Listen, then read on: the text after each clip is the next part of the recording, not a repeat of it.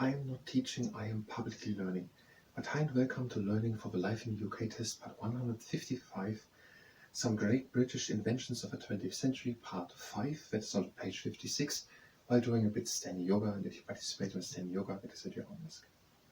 We had the television, the radar, then the Turing machine, then co-discovered insulin, the structure of a DNA molecule, and the jet engine. Sir Christopher Cockerell, 1910-1999, a British inventor, invented the hovercraft in the 1950s. Now, I don't know exactly what the hovercraft is. I think it is the thing, which is basically a ship, but it drives on air balloons. So it doesn't have wheels. It's a ship. It doesn't have wheels, as ships often do. But it has, basically, it's driving on air. So the idea is, it's not a car on wheels or a ship just swimming, nor an amphibian ship and wheels. It is on top of like a balloon, like they are hot air balloons. They are having hot air, and then people are driving in it. The hot air goes up and down where there are people in whatever it's called, basket. And by a hovercraft, if it is even the light vehicle, this is basically a ship, but it does not have below it what a ship has. It has like a big balloon blown up with air. So they, like, it's not so easy to describe. So it's we are basically on a bubble where are we driving. Now we are having underneath but a flexible, let's say it's gum. Like a car has also wheels made with air. So basically we are on a big air bubble, and that floats, so they're pumping it up, and when we are on a big air bubble, they don't have one wheel, we have basically one big wheel, and there's a lot of air in it. So I don't know, it can be half a meter high, or if it's a big hovercraft, maybe it's 2 meters high.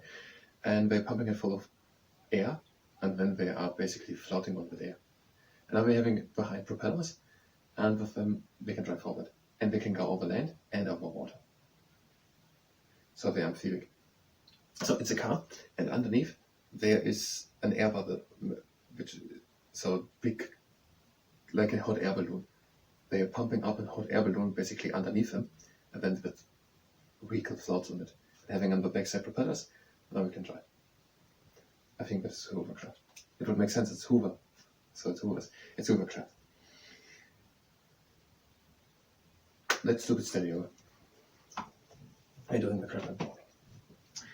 The legs are standing a bit with my shoulders wide apart, and we're breathing in and lifting the arms up. And we're breathing out and we're going back and we're opening the chest to the sky. And breathe again in and come up. And breathe out again back. And again in, come up. And the last time breathe out, come back and open the chest to the sky. And breathe in, lift the arms up. Close the feet. Breathe in and out, lead back, the lead in the wind. Breathe in again into the middle and out again back. And breathe in again into the middle. And last time breathe out and lead again back. And again in into the middle. And out the arms down. Now we're doing the moderator, and while we're doing that, I can read on.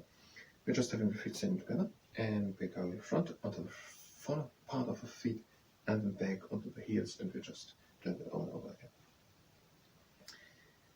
Britain and France developed Concorde, the supersonic passenger aircraft. It first flew in 1969 and began carrying passengers in 1976. Concorde was retired from service in 2003. So Britain and France developed together the Concorde. I said that is that airplane. I think it's that one. And it's supersonic. I guess that means that it can fly faster than sound. And it was transporting passengers regularly as an airliner. And it first flew in 1969 and began to carry passengers in 1976. So the first tests were in 1969. And in 1976 it was built up to an airline where it was carrying passengers. Until 2003, when they started using only other aircrafts. So the Concorde, an innovative airplane. The Harrier jump jet, we are explaining it to it as an aircraft capable of taking off vertically, was also designed and developed in the UK. The Harrier jump jet. So it's an aircraft capable of starting like that. I said in the last part something about flying over a starting street, and now this Harrier jump jet can fly upwards. I'm not sure if I've seen a picture of it, or just read too many comics, but I think we're using jet engines went to the ground and we're starting up. But a helicopter works like that. A helicopter has not a propeller in front like an airplane, it has one on top. And that one on top turns and it also pushes the air down. And if the air is pushed down, a lot of it, and that thing turns really fast, the rotator, then the helicopter goes up. And with the second thing behind that is just to make the direction. So with that thing behind, and it has two rotators. With that rotator behind, the helicopter can say we want to go right or left. It's working the same. It just pushes air into the top of the moderator. It just pushes the air to that one direction or the other. Maybe it's like a rotor so that we can turn it left and right. But with one thing at the back end, that is to say we want to go left or right. It works the same. It just pushes air into one direction, and then the helicopter goes in the other direction. And that big thing on top, that pushes air down. And if it turns really fast and pushes a lot of air down, that's why there's a lot of wind when the helicopter comes down. There's a lot of air pushed down, and if it's enough, like the weight of a helicopter, then the helicopter comes up.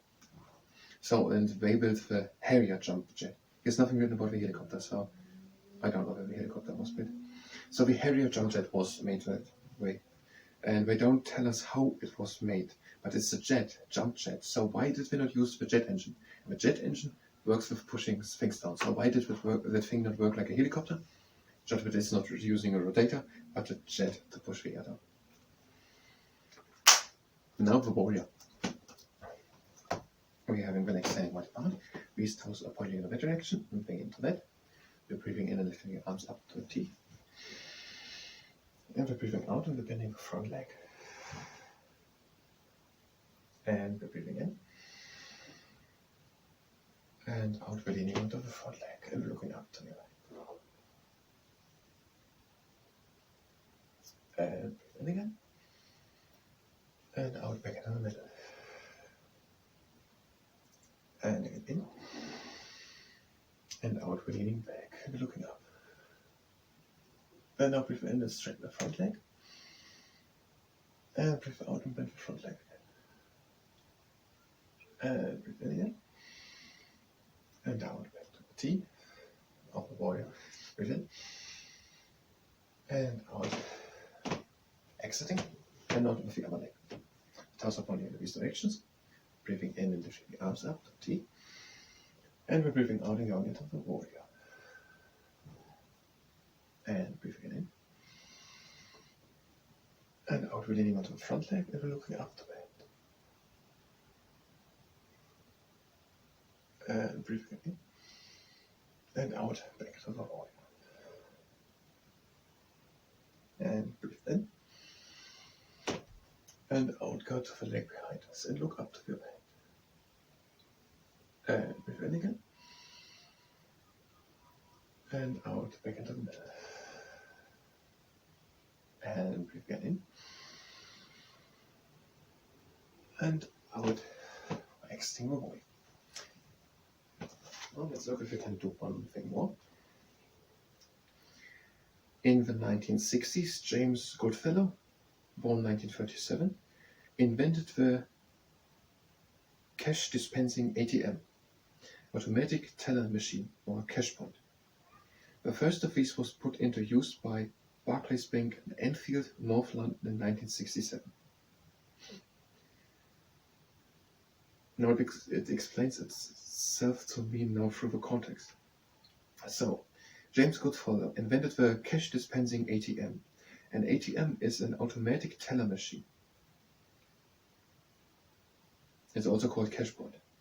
So this cash point was first put into use by the Barclays Bank in Enfield in North London in 1967. So in London there's East End and there's also Enfield, a region called Enfield. And in England there's a bank, and that bank has the name Barclays Bank.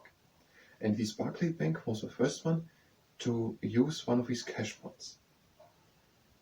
Now it must be something what is a teller? Automatic teller machine, which counts money. So I think you can go there and you can take money or something like that, and that thing is able to count money. And it must be so work that people are trusting the machine to count the money. So a cash dispensing ATM, the automatic teller machine, was developed. We're doing now with yoga and we're not doing anything new. So we can go on to the next part if you're here for the inventions. Now, we're doing the garden pose. Toes are pointing to the outside. We're having an uneven space between the heels. We're breathing in and lifting the arms up. And we're breathing out, we're sinking down and placing the elbows against the insides of the knees. And breathe in and straighten out the back. And out, again up, back. First time. Breathe in. And out, back into the garden. And breathe in and straighten up the leg. Well, yes, straighten up the back. And breathe in, go up with the back. Breathe out. And now breathe in. And out for last time in the garden pose. We're breathing in. And we're breathing out and we're coming slowly in one straight line upwards. And now close the feet. Breathe in and lift the arms up. And breathe out and we're doing the down diving breath. And now breathe in, come into monkey half lift. So halfway up the back and straighten the back, and breathe out again down. Breathe in and come halfway up with the back and straighten the back. And out again down. Now breathe in and open the right arm to the sky and breathe out and look over the right shoulder up to the arm. And breathe in and bring the arm in. And out and down. Now breathe in, lift the other arm up to the sky and look over the left shoulder up to the sky. And breathe in again and bring the arm again in and out and down. Now breathe in, come into monkey half lift. And again out and down. And in into monkey half lift. And out the last time down. Breathe in and do the up diving swan. Close the hands and breathe out and lower the hands. And then with Senor, I think very much and next time.